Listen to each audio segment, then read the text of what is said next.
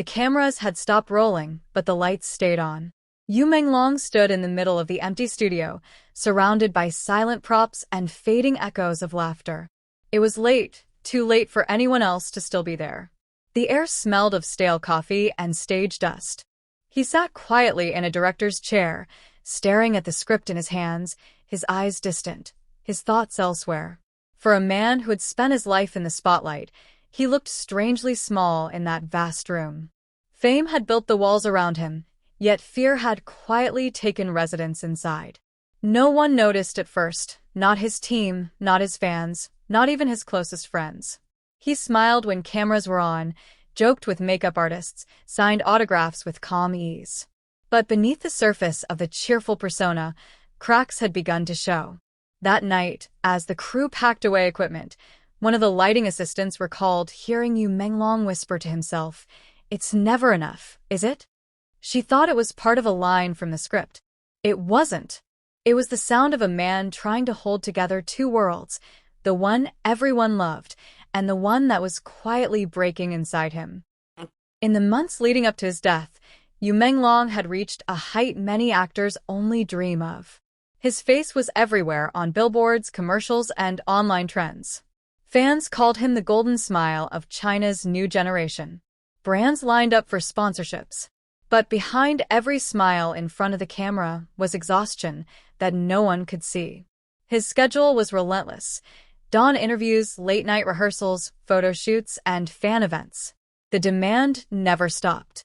Even when he begged for a break, producers reminded him that the entertainment industry was a wave. You either rode it or it drowned you. His assistant, Mei Ling, later revealed that he had started having trouble sleeping. He would lie awake staring at the ceiling, listening to the city outside his hotel room. He used to say the silence was too loud, she recalled. He'd open the window just to hear people talking on the street. It made him feel human again. But even that comfort began to fade. Fame, for Yu Menglong, became both a crown and a cage. The first public sign that something was wrong came during a live broadcast. It was supposed to be a light-hearted interview for a new drama release. The host asked him about his character, a confident, fearless hero. Yu Menglong smiled faintly and said, "I wish I was as strong as him." The room went quiet for a second, and then everyone laughed, thinking it was a joke.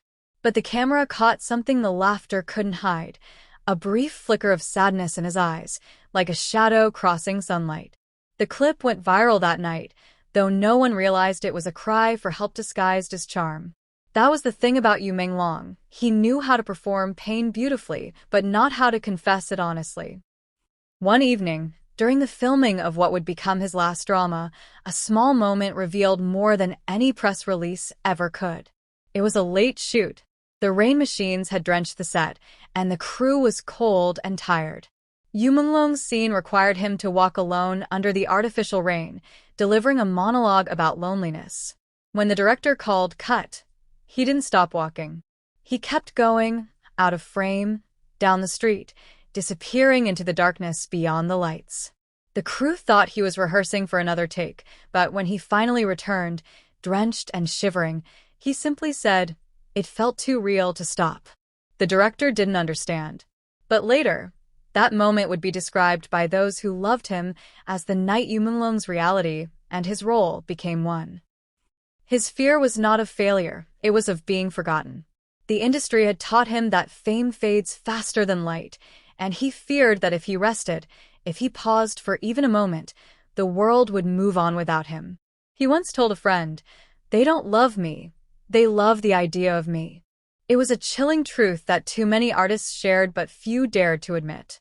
The constant need to perform, to please, to stay perfect, had begun to erode his sense of self. He had become a brand, not a person. A face, not a feeling.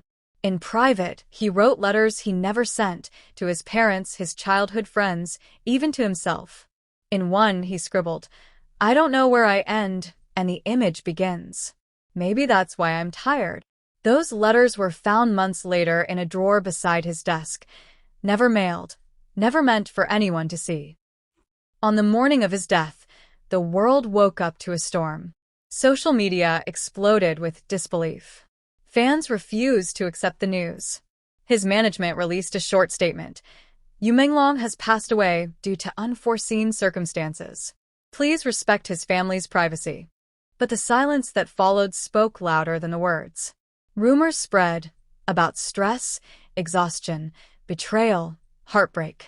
No one knew the full truth, but everyone felt the same pain. How could someone so full of light disappear so suddenly into darkness? In his hometown, crowds gathered outside his family's home, bringing flowers, photos, and candles. Some cried quietly. Others just stood in silence, unable to move. A little girl held up a handwritten note. You said dreams are beautiful. I'll keep dreaming for you. The image went viral, becoming the symbol of collective grief. Weeks later, an old friend of Yu Menglong, actor Zhang Rui, broke his silence. In a televised interview, his voice trembled as he spoke. He was afraid. Not of people, not of fame, but of losing himself. We all thought he was strong because he smiled through everything. We were wrong. We didn't see the fear behind the fame. That statement struck a chord with millions. Fans began sharing stories of their own hidden fears, their silent battles behind smiles. For the first time, the conversation shifted, from mourning a star to questioning the cost of perfection. #The real behind fame began trending globally. People started to see the entertainment world differently. The glossy magazine covers, the glamorous events, the flawless photos, all suddenly looked hollow. Behind every spotlight, there were shadows. As more details emerged, it became clear that Yu Menglong had been struggling with mental fatigue for years. His doctor had advised rest, his friends had urged him to take a break. But every time he tried, new offers poured in, new fans demanded attention, and new projects promised the next big thing. It was a cycle with no pause button. And in that endless race, he lost sight of the one person who mattered most, himself. Months after his death, the industry finally began to change. Studios started introducing mandatory wellness breaks for actors. Mental health clauses were added to contracts. Younger artists began to speak openly about their struggles. Yu Menglong's name became a symbol, not of tragedy, but of awakening. His fanbase, once known for devotion, transformed into a movement advocating for emotional awareness in entertainment. They called it the Menglong Initiative. Every year, on the anniversary of his death, they organize a silent walk, a peaceful march where no one speaks, only carries white roses. The message: let silence remind us to listen. As a violinist began to play a song from one of his films, many in the audience wept. The melody was soft, haunting, and beautiful, just like the man it honored. The first part of Yu Menglong's story pulled back the curtain on his silent struggles. But the real weight of his fall, and the message hidden in his final days, lies deeper, in the quiet spaces between fame and fear. Those who were closest to him have since opened up, revealing details that paint a fuller, haunting picture of the man behind the fame. It began subtly. In the months before his death, Yu Menglong had started to avoid public events, canceling interviews, and refusing to attend banquets that once energized him. His friends noticed the change, but they thought he was simply tired. After all, he had spent years pushing himself for the cameras, smiling until his face hurt, rehearsing lines until dawn, perfecting every gesture. But the truth was heavier. One friend recalled that he had started carrying a small notebook everywhere. Inside it, he wrote not scripts or schedules, but thoughts, fragmented lines about loneliness, purpose, and fear. They love the light, not the flame. One note read, and when the light flickers, they'll leave. His handwriting grew shakier toward the last pages, as if he was racing against time or emotion. On set, he tried to hide his fatigue behind professionalism.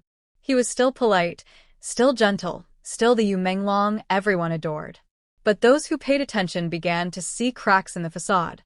His makeup artist, Li Mei, later said that one afternoon, while applying powder, she noticed him staring at his reflection in silence. When she asked if he was okay, he smiled and said softly, "Sometimes I don't recognize the man in the mirror. He's too perfect to be me." That line stayed with her long after his passing. It summed up the unspoken truth about the entertainment world. Perfection wasn't just expected, it was demanded. Every flaw was edited, every imperfection erased. But in erasing the imperfections, they had erased the man himself. 2 weeks before the tragedy, Menglong filmed a commercial for a luxury brand in Beijing. The shoot was glamorous, bright lights, champagne, cameras flashing. Yet, according to crew members, something felt off. During a break, while others laughed and checked their phones, he stood apart, staring out a window overlooking the skyline. A junior stylist approached him, asking what he was thinking. He replied, "All those lights, they look like stars. But even stars burn out, don't they?" The stylist laughed nervously, not knowing how to respond. But those words would echo later, replayed in interviews, articles, and tributes. They were more than a metaphor, they were prophecy. After his death, reporters pieced together timelines, interviews, and eyewitness accounts. They discovered that Menglong had been battling deep emotional fatigue, worsened by the pressures of celebrity culture. Despite his calm exterior, he carried the invisible weight of expectation. In the entertainment industry, silence was often mistaken for stability. He had learned early on that showing vulnerability was dangerous. It made you replaceable. So he smiled instead, always. The ever-gentle Menglong became a brand, and that brand became a prison. Behind the camera, he was kind. He treated every staff member with respect, often sharing his lunch with the crew. But his humility was mistaken for invincibility. He never complained, his co-star Zhao Yi said. "So, we assumed he was fine. But sometimes, silence isn't strength, it's surrender." His family, especially his mother, struggled to understand the darkness that consumed him. In an interview months later, she spoke softly, holding a photo of him as a child. "He used to run through the fields and laugh so loudly," she said. "When he grew older, he laughed less, but when he did, it still sounded like sunshine. I wish I had noticed when the sunshine began to fade." Her words captured the essence of every parent's heartbreak, the helplessness of watching a child drift away behind a smile. In the wake of his passing, close friends gathered privately to remember him. They shared memories, regrets, and realizations about the subtle signs they missed. One friend, actor Lee Chung, admitted he would always say, "I'm okay," even when I could see the tiredness in his eyes. "I thought giving him space was respect.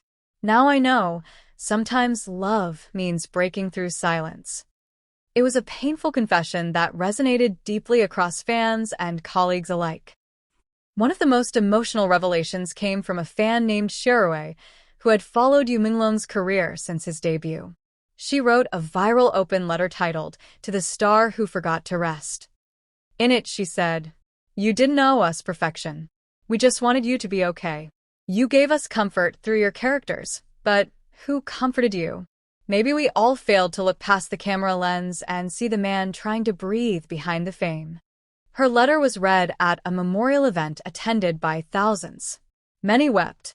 It became a symbolic message, not only to remember Menglong, but to see those still living behind the masks of fame. Gradually, his fall became more than a tragedy. It became a turning point. His death forced the entertainment world to confront its darkest habits. The conversation expanded beyond grief. It became about empathy, awareness, and the human cost of constant performance. Talk shows began hosting discussions about emotional health in creative industries. Production houses initiated mental health support programs.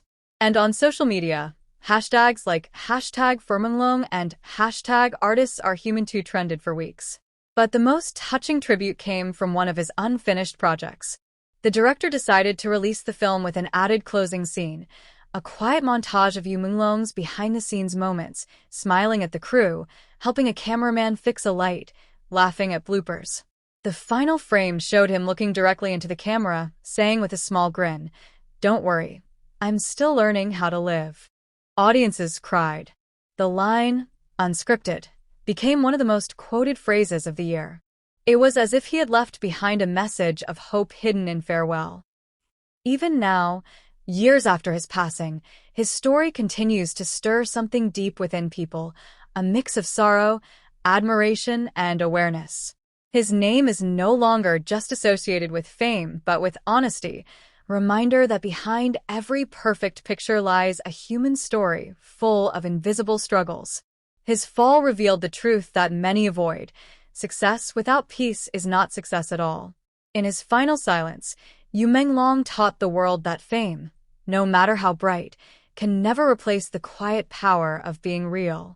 His legacy lives not in his movies alone, but in every voice now brave enough to say, "I'm not okay," without fear of being forgotten. And perhaps, somewhere beyond the lights, he is finally free, watching, not from the stage, but from the peace he always sought.